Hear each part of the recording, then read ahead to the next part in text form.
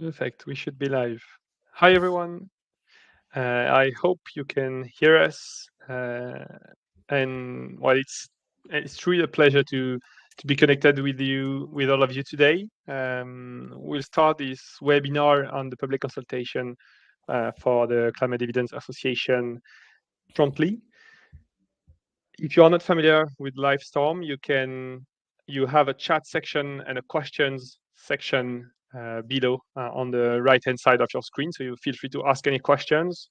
We'll try to answer them as we go, but if there are questions that are very complex, very interesting, or that require us to discuss a bit, then we'll tackle it at the end of our session. So we'll keep some time to do a Q&A. We'll keep Q&A time at the end. So as you know, if you are connected, the Climate Dividends Association is focused on developing and implementing a mechanism towards that helps towards the fight against climate change.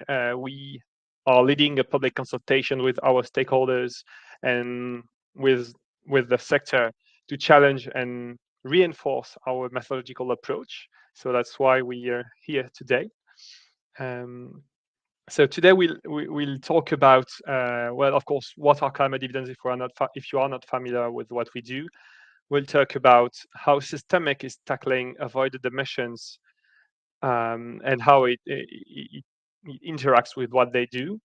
And then ICE will say a word about avoided emissions for the financial sector. Then we'll talk about the public consultation that we're leading with a few insights and a glimpse at what we do and what we ask for in this public consultation. And like I said, we'll keep some time for a Q&A session at the end. We'll maintain that under an hour, so we won't extend 5 p.m. 6 p.m. Sorry. So for the introduction, today we are happy to have Lachlan from Systemiq, in charge of the sustainable finance in the organization. We have Constantine from ICE, who is the director for the sustainable finance too. Laura is the CEO of the association, and I'm the technical director of the association. Laura, if you want to say a few words.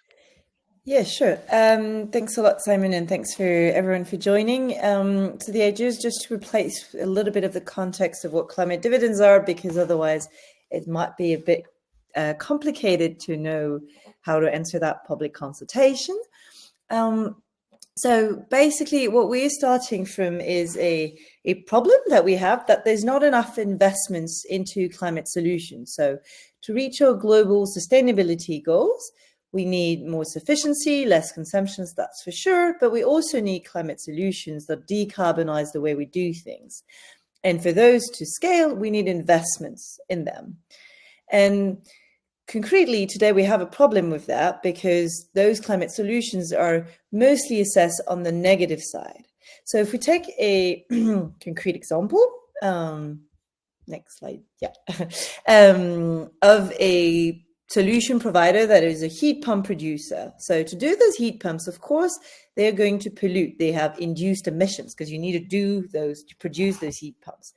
But at the same time, every time that you sell and install a heat pump in a customer's house or in a customer's factory, you enable them to reduce their own carbon footprint because they are going to switch from a more heating, polluting system to a less carbon intensive one, the heat pump. And so you as a solution provider are avoiding emissions. And this is a positive climate contribution that should be maximized and is very important.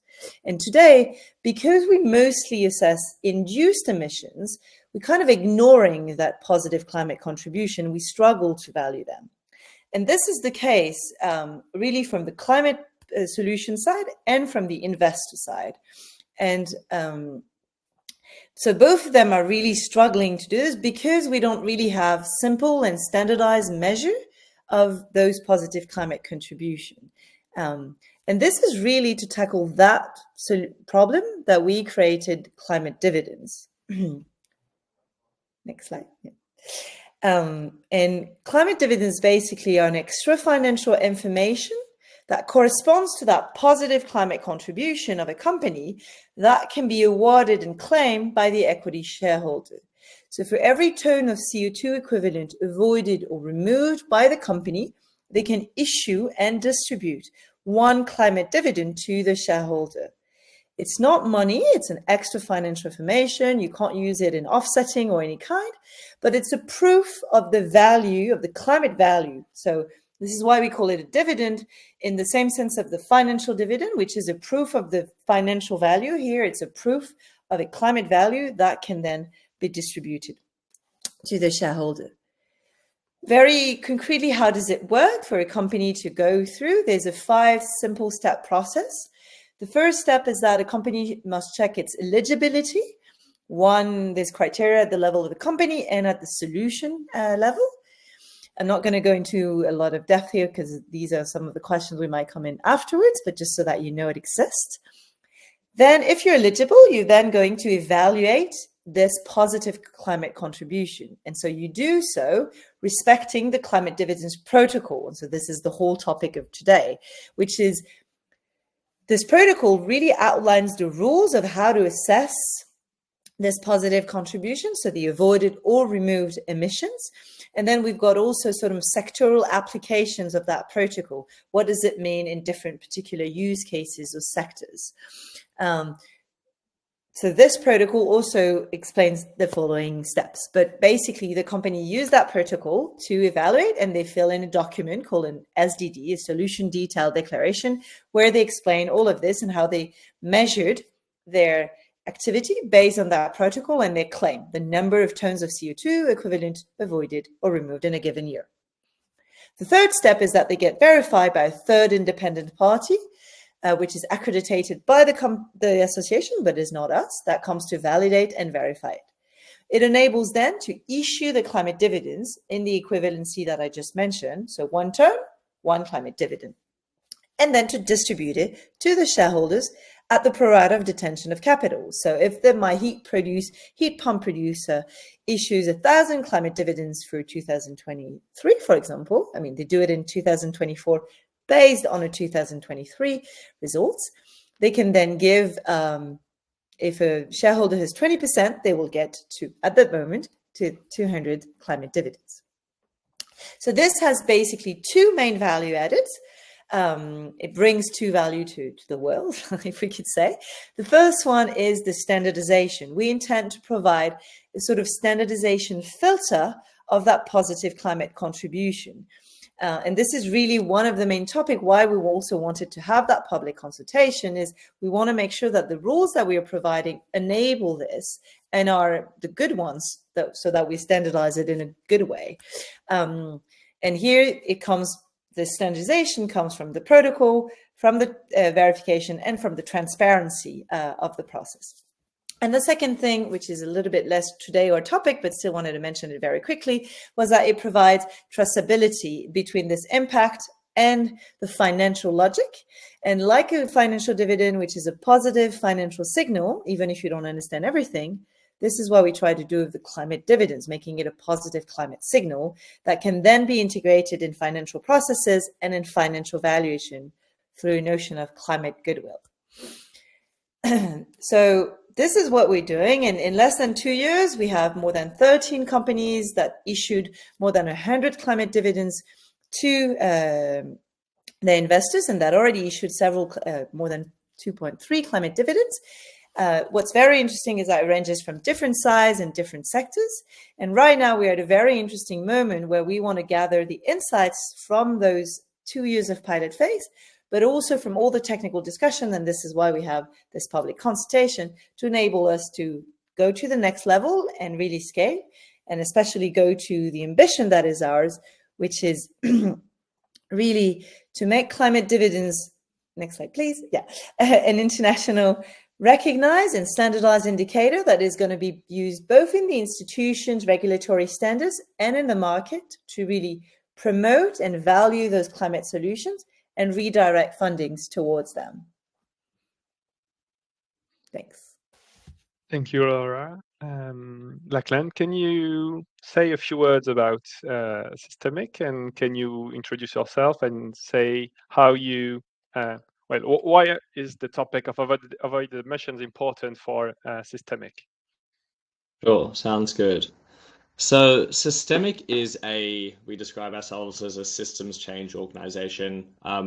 We sort of have a traditional consulting model, and so we build coalitions, we advise pioneer companies, we support government and policymakers, we develop solutions, and we invest in solutions and technologies ourselves. We're about 400 people, and we have offices across Europe as well as in Brazil and Indonesia. If we go to the next slide, you can see the 4 key systems that we work across. So the energy systems, the nature systems, so food and agriculture, materials, which sort of covers hard to abate sectors, and then sustainable finance. And sustainable finance is the key team within the company that focuses on sort of both private capital and public capital, but it's really in the private capital side where we work with funds, investors, LPs, to be assessing the impact of investments that are being made. And this is really where avoided emissions is one of the key metrics that we follow and use and calculate to be able to evidence how big an impact a business is going to have before the funds invest in them, and then also report and articulate the impacts to investors along the way. So it is a really critical calculation and metric for us, and is something that we've been following closely over the years as there's been more and more standardization and leading practice on this. So really exciting that Climate Dividends is tackling some of the challenges that we're experiencing face on. Thanks a lot. Sorry, maybe. Can you just say a few words about I want to say that the types of avoided emissions and how Systemiq can, juggle between avoided emissions for a company, for an investor, for a portfolio company, and why is it important to standardize all of these? Yeah, so in our work, we're typically working with investors, and so during the due diligence, we will assess avoided emissions as an internal metric to decide how big is the impact of this investment. But as we sort of make those investments in the portfolio companies, we have to work closely with them to understand what is their data. Do they agree with our approaches, to sort of verify it with the companies, because they are the owners of this ultimately. And also with other funds that have co-invested in those companies. So we've engaged with companies like Leapfrog, with other funds like Leapfrog and like Just Climate, to sort of compare our respective approaches when we've gone to calculate avoided emissions separately when investing in the same portfolio company. So that's probably one of the first challenges that we see when we're engaging across the sort of investor landscape. Mm-hmm. The second sort of challenge that we work with quite regularly is when we report up to the investors in those funds. This is currently a bit of an emerging space where only a handful of investors are of sort of climate-focused funds are reporting on avoided emissions, whereas reporting on scope 1 to 3 emissions is very commonplace. And so what some of the discussions that we're having with sort of LPs at the moment is, how can we standardize the way that they're seeing these metrics across the funds that they've invested in? And how can those sort of avoided emissions calculations be aggregated across sort of a GP, so a climate fund across the different portfolio companies, but also across GPs for their LPs as well. Okay, so you have to maintain a form of double standardization. You need to standardize across sectors for company, but also across portfolios or GPs for LPs, right? Exactly. Yeah. Okay. We'll have a lot more questions after that. Constantine, do you want to say a few words about who you are and what you do at ICE? Sure. Thanks, Simon, and thanks to Simon and Laura for the invitation. Also great to see that the consultation is now live.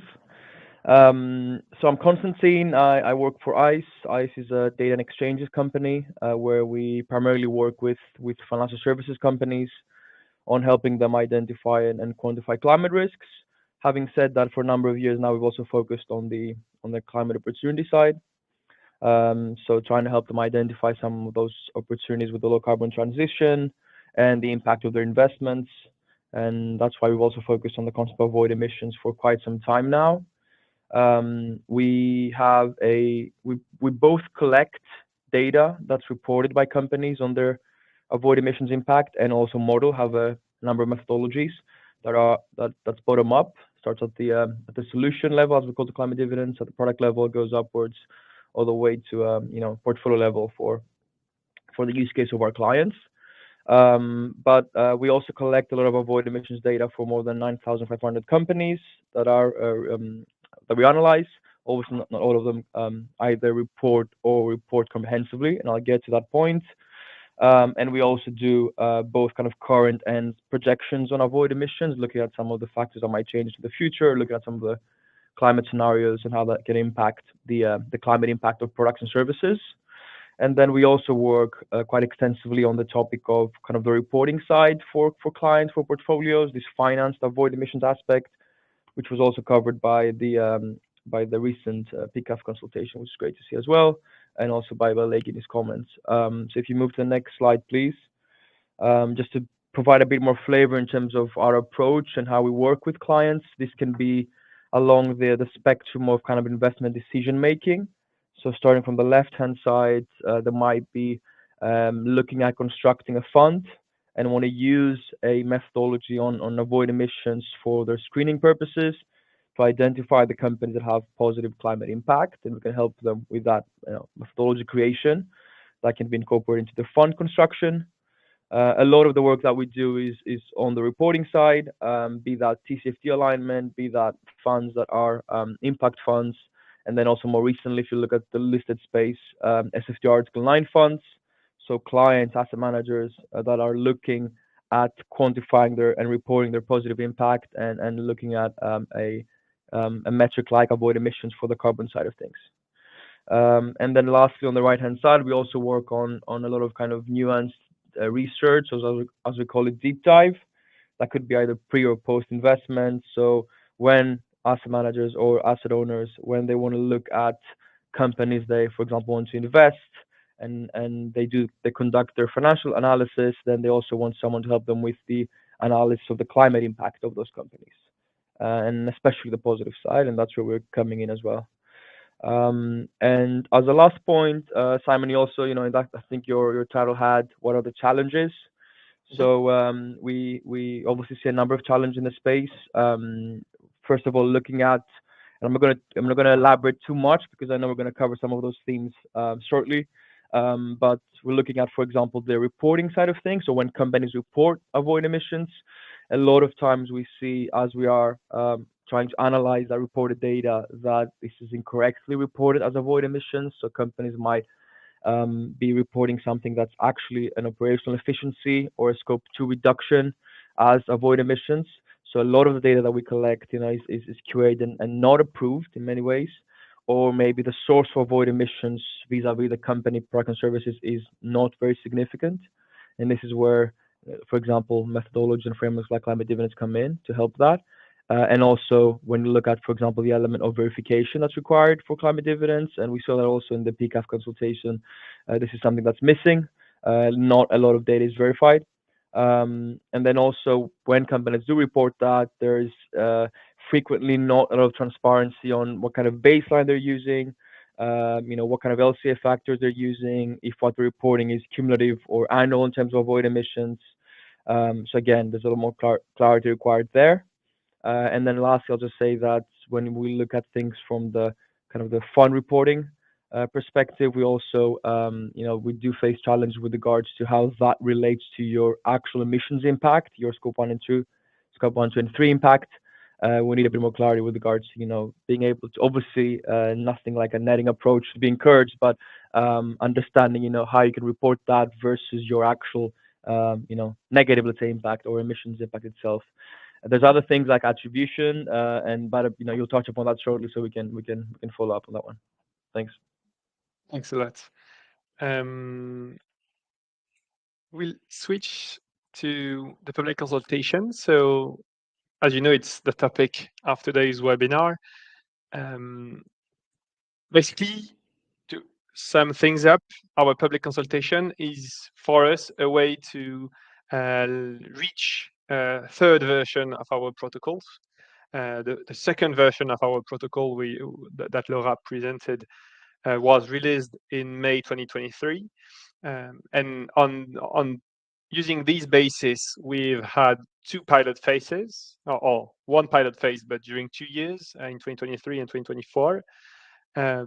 This version, we think it's very robust already, and it has proved its worth, both through the fact that it was used, and we've had numerous feedbacks from companies that used the protocol, from external stakeholders, from our technical committee, of course. And we are starting to see that, I mean, 2 years ago, the topic of avoided emission was really not as mature as it is today. Constantine, you mentioned the PCAF consultation. We can also mention the WBCSD public consultation. I think we are today at a turning point, because it's not only about assessing your internal processes, it's also about comparing and going a bit at a broader scale. And you need to have a common grammar. You need to speak the same language. It's not only about how you call avoided emissions, it's scope 4, whatever. It's how you calculate them and how you make sure you can compare two companies in the same sector, how you can compare two sectors, how you can compare whatever. We decided to launch a public consultation on our protocol with three main objectives, basically. The first one was to confirm or to inform choices and to improve our protocol legitimacy. It was also a way for us to clarify certain aspects of the protocol, to make it more relevant, but also to make it more adapted to market standards. Because, like I said, 2 years ago, when we released the first version of the second version of the protocol, the market was a bit less mature. So I think it's about making sure we stay on top of the topic, and we also stay aligned with the other initiatives that I mentioned, because it's important to make sure that we collectively align to ensure that these concepts, which are already complex, are similar from one initiative to the other. And ultimately, of course, the goal of the initiative is to engage more broadly with our stakeholders, to involve a wider range of stakeholders in the climate dividends initiative. And I think it's important to keep in mind that, as everything we do, the results of the public consultation are going to be as publicly disclosed as possible. So we won't disclose, the singular answers from people, but we'll try to make everything available, because, as we say, there's a lot of momentum on the market today. Many people are asking roughly the same questions as we do. So we'll publish everything that we can. So your answers will be safe. They won't be published everywhere, but they will serve as a basis for for the publications that we'll do, and we'll make sure that everyone can gain access to what we learn. So there are basically the public consultation is split between questions regarding the process, how to issue climate dividends, what does it mean, how does it interact with the notion of avoided emissions, and then there are questions regarding how it interacts more broadly with the sector. So yeah, now I have a few questions that I wanted to show you. These are key questions in the public consultation, and it's to give you some insights about what we are asking and why we are there today, basically.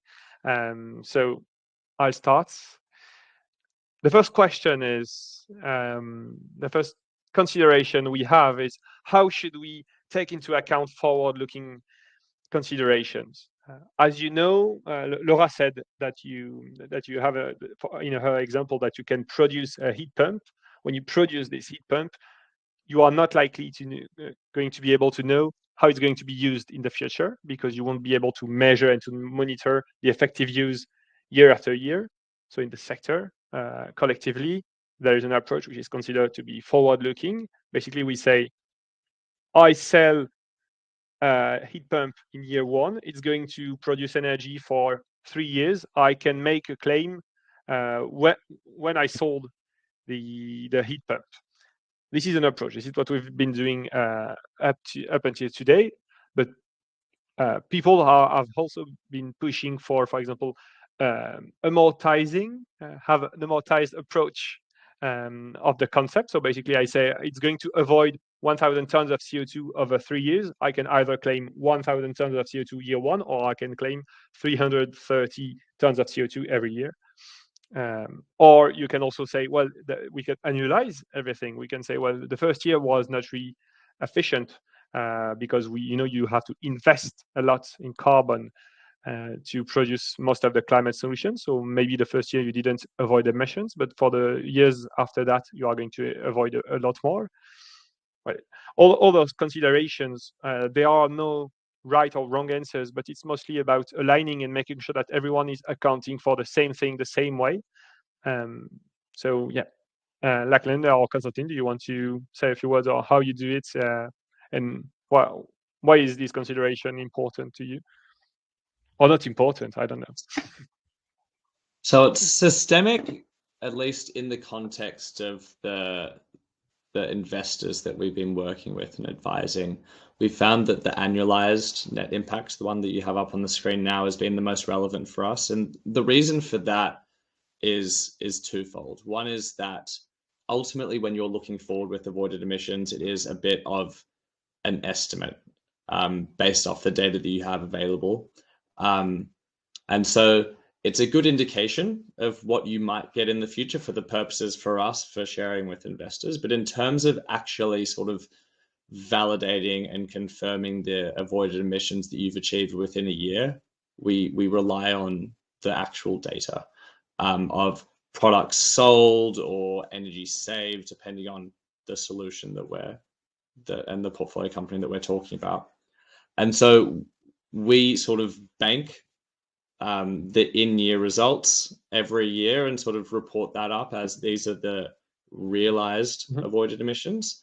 And then depending on whether the strategy or the sales forecast or whatever other factor has changed for the future years, then we might adjust those moving forward. Yeah. But we see that as the most accurate because it does rely on, I guess, in relation to climate dividends, it means that you'll only be giving dividends out for what has actually been realized in sales year on year. Yeah. Okay. Constantine, do you want to say a few words? Yeah, sure. I mean, I would agree. I think that in a nutshell, it depends on the use case in terms of what our clients want. So when you look at the reporting side, if you want to look at reporting your positive impact, the avoid emissions associated with your fund, obviously this is over a certain year, so the analyzed impact makes more sense. Actually, we've worked with clients that have asked for that, if we can analyze this. But also if you look at your research side of things, if you not really understand the potential associated with some of those solutions, most of the times we look at the forward-looking indicator, the year of sale, and this is also where it's easier, data is more comparable, and most of the things you're seeing out there, that includes the forward-looking view, so it makes it a bit easier to have this as a baseline. But it really depends on the use case. I would say that both are right, but it's all about how you want to use that information. We have used predominantly the first approach you mentioned, so looking at the lifetime of the product basically. Okay, thanks a lot. I think two questions were relevant for this consideration. The first one was, do we have specific rules to define the lifespan in the different forward-looking options? Of course, it's important because if you consider that the LoRa's heat pump is going to last for 3 years or 7 years, of course, you're going to get very different results. Today, we have an LCA accounting standard approach. So we take the standard lifespan of a product once it's built. So most of the time it's the industry standard. which raises questions. How do you take into account the fact that you have a longer lasting for example, and we have also other questions. If you change, in industrial context, sometimes the lifespan is very hard to define. If I'm talking about a big gas boiler or a big biomass boiler in an industrial context, the notion of lifespan is very hard to define because it's going to be maintained and it can, keep functioning for 20 years, 30 years, 40 years. Is going to be at the expense of maintenance cost, of reliability, whatever. But the notion of lifespan is very complex to define, of course, and that's one of the focus in the later sections of the consultation. Should we have general rules regarding the definition of a lifespan, or should it be tackled sector by sector, product by product, basically? And I think there was another question. I think maybe. Sorry, Simon, go for it. I think maybe the question of Frederick on to make sure that people understand this would be relevant here as well. So Frederick, you said what happens if someone claims 1,000 tons of climate dividends over the lifespan, but the tools break after 1 year? Then what happens? Well, that's the issue with forward-looking consideration. The actual impact has not been realized, so there is uncertainty. You have the first answer could be we don't use forward-looking consideration, and we consider that it cannot lead to avoided emissions. That's something that's in the public consultation currently. It has been at the moment widely rejected. So most people want to have a forward-looking approach in the climate dividends initiative. I think more than 80 or 90% respondents up until today have rejected the absence of forward-looking consideration. But still, the question remains: how do we take that into account? Well, that's why you have to define a proper lifespan. What's a realistic lifespan for your product? And you could also say, well, what happens if my tool breaks after 1 year? But what happens if my tool breaks 5 years after its lifespan? Well, it has exceeded its expected lifespan, and it's delivering climate impacts ever and longer than what we expected.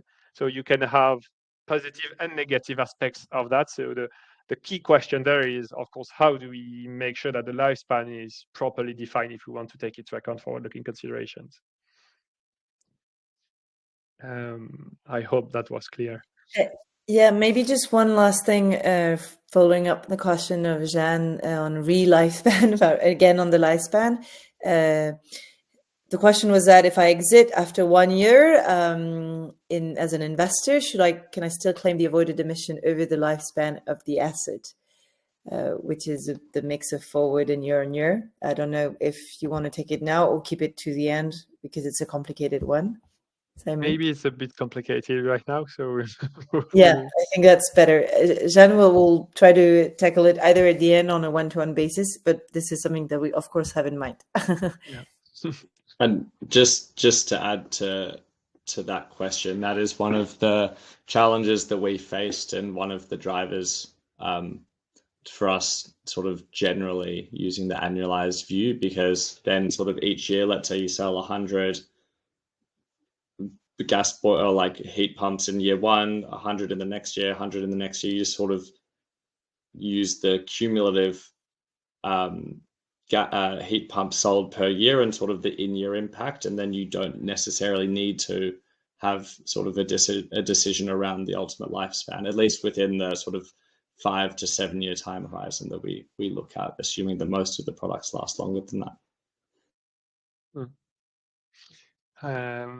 So we'll switch to another consideration, which is key for us. As you might not know, climate dividends are distributed to shareholders based on the equity, but before being distributed to the shareholders, you have to know that avoided emissions are calculated for a whole value chain. So a whole value chain is going to be put in motion to deliver climate impact. The example I use for the illustration is an electrical vehicle.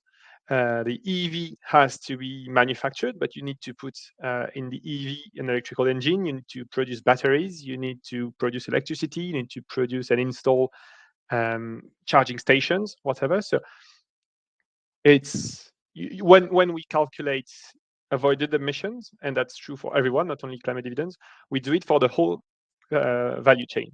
And now you have two approaches possible. Either you say, well, you're going to say, I contributed to avoiding X tons of CO2, or you're going to attribute this total impact based on your involvement in the value chain. This is the route we chose for climate dividends, but it's a very complicated question, of course. How should we attribute avoided emissions? Should it be done based on the cost, based on the carbon emissions, based on the financial or the added value? It's a complex question, but even before that, there is a broader question. Who's relevant in attribution? So who should we include in this attribution? For example, if I take again the EV example, one might think that a battery is a key component of an EV, so it should be included in the attribution. But should we go deeper? Should we dive and say, well, the battery is basically battery cells and wiring?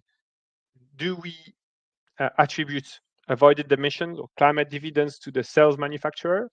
Well, maybe it's a significant contribution, and to the wiring producer. I don't know if it's not really significant. It's not a key element of the car. So these are very complex consideration. An approach that we've suggested in the public consultation was to say we should include all value chain elements that differ significantly between the project scenario and the baseline. So for example, you have to transport the EV to your customer, but that's not very different if it's an EV or if it's an internal combustion engine vehicle. So it shouldn't be included as we stand today in the attribution. So yeah, this is complex, but I think it's very key, and that's why we included that in the public consultation. I know that Constantine and Lachlan, you have a point of view on that, so if you want to say a few words. Yeah, sure. It is indeed a very complex issue, so it's great to see that being highlighted. And also, by the way, you mentioned, Simon, the WBCSD consultation, and they also have a lot of guidance on that now, or suggested solutions with the gates and how to measure direct impact and so on. From our perspective, looking at the data side of things and looking at analyzing portfolios or many companies, it's first of all, it's critical to have attribution because a lot of our clients are exposed to companies along the value chain of products that don't necessarily get the credit. Because in most cases, at least when you look at some of the reported data, you would see the end product companies claiming the entire benefit. So we do use attribution a lot. We also try and distinguish, as you mentioned, what are the critical components. There's always a caveat there that we only do that where we can find relevant data for it. So obviously you can go as deep as you want with any of the critical components. You can go as obviously we look at, for example, even the minerals that go into the EV batteries, and to mention your example. But they're as far as you go in terms of second, third degrees, it gets more and more scarce, and this is where also companies can be a bit better in terms of offering a bit more information on the emissions impact of the product, environmental product declarations, and some of those sectors are very kind of IP sensitive, so they don't give a lot of information that companies like ourselves can use. And then that's how you can use things like, for example, cost-based attribution to understand really the importance of different parameters within that value chain. Having said that, even that is flawed. So again, going back to your example, if I look at a battery, what if the cost of a battery goes down massively in the next couple of years, and then if I look at cost-based attribution vis-a-vis the vehicle itself, it is deemed insignificant, right? That doesn't necessarily mean that it's actually insignificant from a climate perspective, or even from a mining company that mines the minerals that go into those EV batteries instead of mining minerals that go into like fossil fuel applications, which is obviously a big difference. So it is a very complex issue, but it's also critical. So it's great to see that there's a lot of discussion around that. I think Constantine covered that really, really well. And I think from our perspective, this is one of the most difficult challenges or problems that we face when it comes to avoided emissions, because of some of the examples that Constantine shared, and also just by nature of the subjectivity and objectivity of different views and vested interests from respective parties in that value chain, and getting agreement of what is the correct approach is extremely difficult. And what we sort of look for or hope for is not necessarily thinking that we'll come to the correct approach. I don't think there is necessarily a correct approach, but at least a consistent approach for sort of the major, most common sort of industries and business models, so that it's not right or it's not wrong, but everyone that is calculating avoided emissions for example, EVs, is using a consistent approach.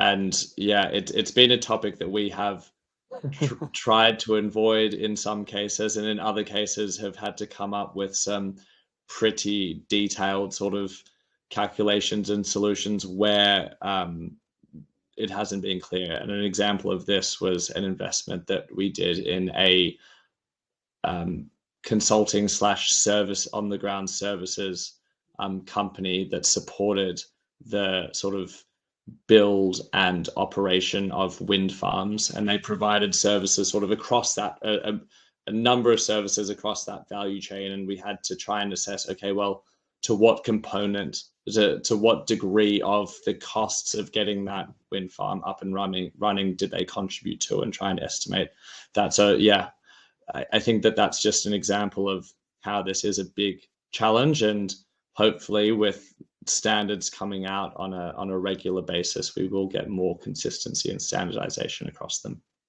I don't have a great answer or solution though, unfortunately. Well, if there was a clear answer, we wouldn't be having a public consultation. So yeah, can I just say something that I just wanted to be to agree very much with what was just being said, and especially on the fact that this is true for attribution rules, but overall, this is really the spirit of what we're trying to do with climate dividends, which is to say, we're not seeking for the truth with a big T. I mean, we're seeking for something that is rigorous and makes sense. The idea is not to say, let's just completely talk bullshit. Of course not. But we want to have something that is rigorous. But even more than that, we want to have something that is comparable or consistent and that is transparent, so that we can build on it, we can share, and we can all progress together. And I think this is something that is very important, and it sometimes been quite misleading in the avoided emission kind of rule, where people can be a bit afraid of, okay, but this is not true, this is misleading, this is too complicated to give the perfect answer, which is of course true, and this is something that we try to tackle, of course, but also remaining very humble of saying, if we're rigorous, transparent, and comparable, we can already make something very useful out of it and move all together forward. And this is very true for attribution, which is one of the most complicated topics, but is also very true overall. So just thinking of it while you might answer the public consultation, or whenever you think of avoided emission in your daily routine. thank you, Laura. Another question that we have, which is key, of course, for climate dividends. Like we said, currently climate dividends are distributed based on the equity that you own. So if you own 10% of a company, then you will get 10% of the climate dividends.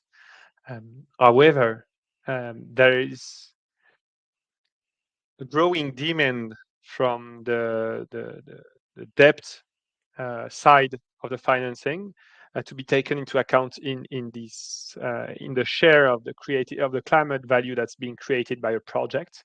So basically, you have two approaches that you can imagine.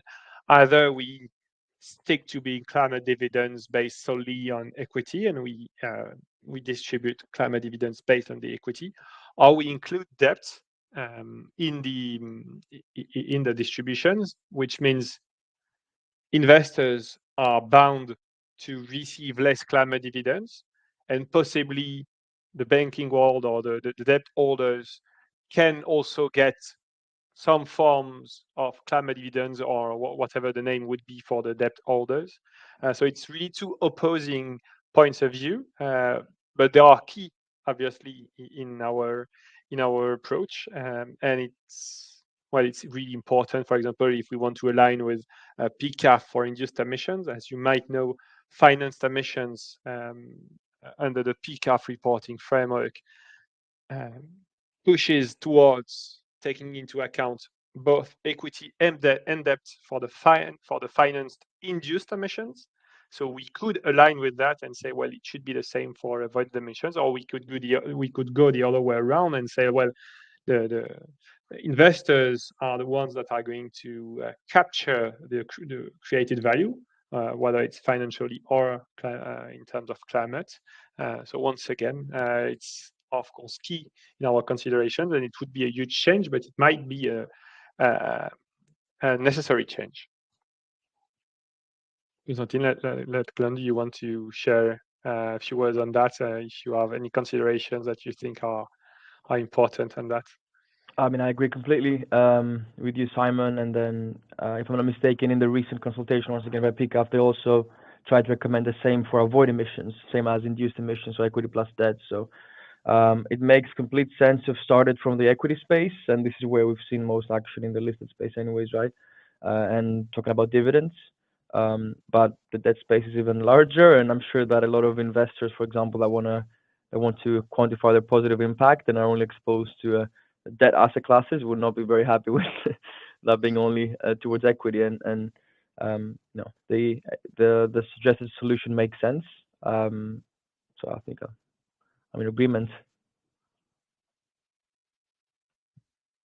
I think for us, given that primarily we've been working for sort of private equity, growth equity funds, then naturally option one was sort of front of mind. Although at the climate dividends event last 2 weeks ago, I was speaking to a number of people that are involved more with clients on the debt side, and it did seem like there was interest from them to be able to capture climate dividends through their investments as well. And so I guess reflecting on that and reflecting on the original mission of how can we maximize or increase the amount of climate finance going into solutions, option two could be a strong sort of choice if we can sort of prove out that there is sufficient demand from the debt side, and that could encourage them to provide more climate bonds or loans. Just wants to stress out one very interesting remark that Frederick just made in the chat of the decision that can be made this in the possibility that we all look forward to is climate dividends being more widespread, is that if it's only recognized by one type of financial institution, whether it's debt providers or equity providers, it might have an impact on how the company decides to finance themselves or can finance themselves. We're not completely there yet, but this is where we'd like to go. So it's also an interesting consideration to have in mind while thinking of that question, and 100% agreed on that.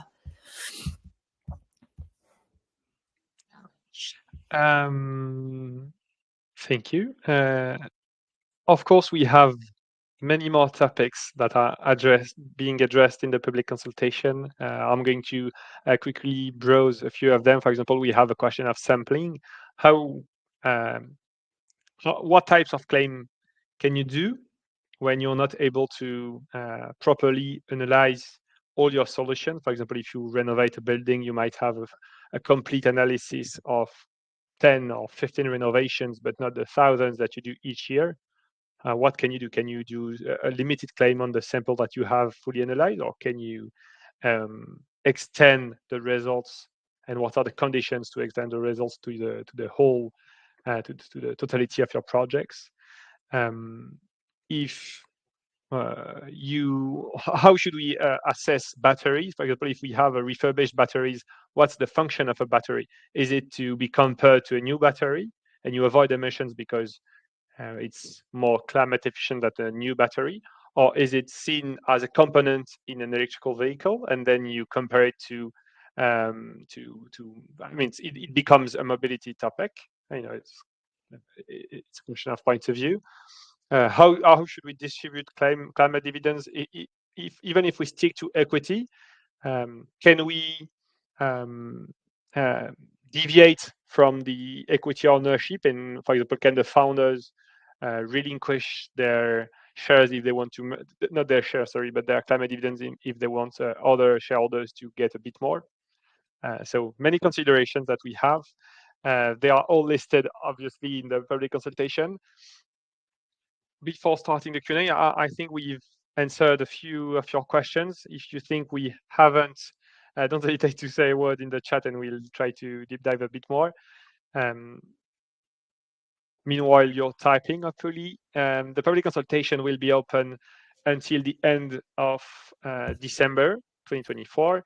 The results will be analyzed and shared as quickly as we can in January or February, and we'll publish a third version of our protocol. So your feedbacks will be very valuable. You can have a look at the public consultation. Everything you type in the public consultation is saved, so you can do partial submissions. There are very few mandatory questions, so you can explore those and you can have a look at our at what we are wondering today. And I know that because many people told us that if you are working in this sector, I think you are already having a lot of questions, and it might help you also, think about all your problems and how you could tackle them based on the answers in our public consultation. So it's going to be valuable to us and hopefully to you too. Just one thing, Simon, just to make sure, the initial date was December 12th, but because we did this webinar a bit later on, and the idea is to open up to help you guys answer it, we've postponed the deadline, and it's now December 31st, till the end of the year. So yes, indeed, you've got till the end of the year. I hope you enjoy this Christmas present that you can do. So yes, for everyone, I've just put the link again, and we'll of course send it in the follow-up email. But you have until the end of the year to go through it. And Simon, I think we came almost all the questions, not all the questions of Jeanne, but most of them. I know some of them are very specific, so Jeanne would be very happy, I think, to rediscuss maybe them, because in 5 minutes it might be a little bit too quick. Maybe one question that I did answer writtenly, but maybe that we can have a look at it, was this the fact that in the scope 3 we accept the double counting. So why couldn't be accepted here? I don't know if you want to just any of you guys want to build on that just very quickly. It can be you, Simon. Hi, it can be me. Well, yes, of course, scope 3 is we accept the bulk counting in scope 3. I think a key consideration in accepting or not the bulk counting is on what we do with that. So of course, one way to see a carbon footprint is to see it as an exposure for your business to carbon-related topics. So it shows how much you are involved in this value chain. The issue with avoided emissions, if we accept the bulk counting, is it's a positive thing. People are going to want them, and there might be accusations of greenwashing if you are involved marginally in a process and you claim 100% of the avoided emissions of your value chain, while no one is going to accuse you of grabbing and collecting too much scope 3 emissions. So I think the intent behind that also can provide some elements regarding the topic. And Frederic, how many foreign companies now are now using climate dividends? Because we have 3 minutes left. We have 2 or 3 non-French companies that are using climate dividends, and we have many leads. To be fair, the traction is mostly in Western Europe and in Northern America. which is kind of obvious, but still I wanted to say it. Everything we do has is for the international context. However, there are some methodological approaches that are very geographically limited because of regulations, because of baselines that are going to differ. But the overarching methodologies should be applicable everywhere. So that's the logic that we are following. And maybe just to conclude on that, I think that you saw two members of our technical committee here, and there's others that have come from different countries that are involved. And I think one of the objectives of that public consultation is also to grow more consensus on what we're doing, so that we can expand more easily in different contexts, different geographies. And move away from a maybe more restricted perimeter that we've had so far. I think we're good. Yeah, perfect. So the recording of the session will be available, and you'll receive an email. We'll also share or publish the support if you want to have a look at it. And basically click on the link to public consultation, give us your feedbacks, and we'll build upon that towards a third version of our protocol. Thanks a lot, Laura. Thanks a lot, Lachlan. And if any of you have any additional questions, feel free to reach out to yes, obviously, more directly.